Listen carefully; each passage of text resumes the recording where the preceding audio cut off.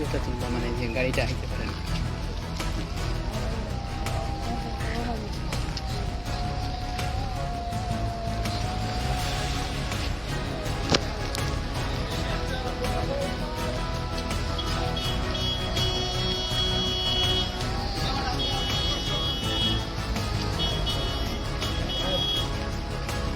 কুমার চক্রবর্তী। কত হয়েছে এটা?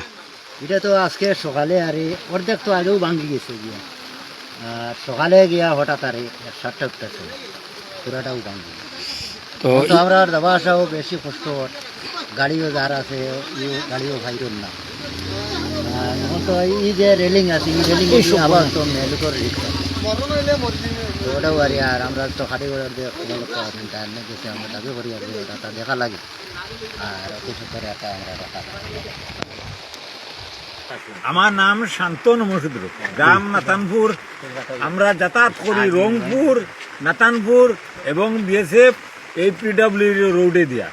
আজকে দীর্ঘ এক সপ্তাহ থেকে এই কালপাটটা রোডটার সামনে কালপাটের মতো ইয়া রাস্তাটা বিচ্ছিন্ন ইয়া পড়ছে। এখন আমরা মানুষ গরু মোষ ছাগল যাওয়া আসা খুব বেশি বিশেষ কষ্টকর। এটা আমি আমার কমলাক্ষু স্যারডে জানাইয়ার এবং সরকারডে জানাইয়ার। আমার নাম শান্তনু মসুদ্র, আপনি চিনুন। এই রাস্তাটা আমরা অতি সত্তর করিয়া দেন। বাই চান্স রাত্রে একটা ডেলিভারি কেস হইলে মানুষ যাইতে পারতো না, খুব বিচ্ছিন্ন ইয়া পড়ছি আমরা। এত প্লাটও হয়ে গেছে গিয়া মধ্যম বাগর। ও বলিয়া আমার বক্তব্য শেষ। নমস্কার। আমার নাম লুৎফুর রহমান, বাড়ি নিজ জালালপুর দ্বিতীয় খণ্ড। আমি স্থানীয় এই এলাকার বাসিন্দা আর কি।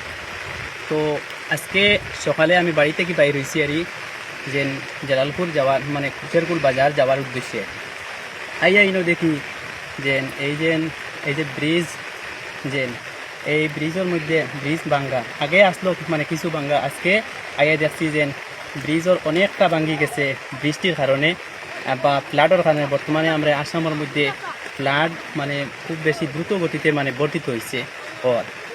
এই ফ্লাডের কারণে আমরা মানে এই ব্রিজটা মানে ভাঙ্গি গেছে আর নিষ্পাজু আস্তাটা মানে খাই লাইছে বলতে আমি কই কাটিং বুয়ারিত যেরকম মানুষে বগদা মানে জিও করে একটু দিয়া মানে যেরকম কয়লা বাইর করে সেম তদ্রুপভাবে এই জায়গাটা মানে শূন্য হয়ে গেছে। এই জায়গাটার নাম কি?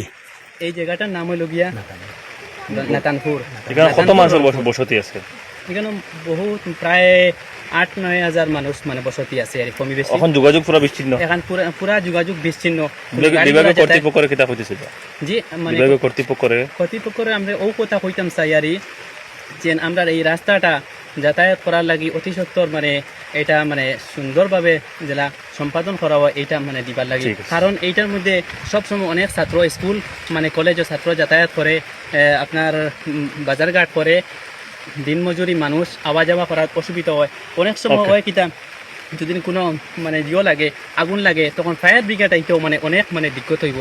এই মুহূর্তে ডেলিভারি কোনো কিছু অ্যাম্বুলেন্স দিয়ে কোনো মানুষ যাতায়াত মানে করতে সময় কোনো অসুবিধা হইব। আপনারা কাছে আসাম সরকারের কাছে অনেক রিকোয়েস্ট করিয়া রয়েছে যে দয়া করে আমরা দিকে সুনজর দিবা। আমি আশাবাদী।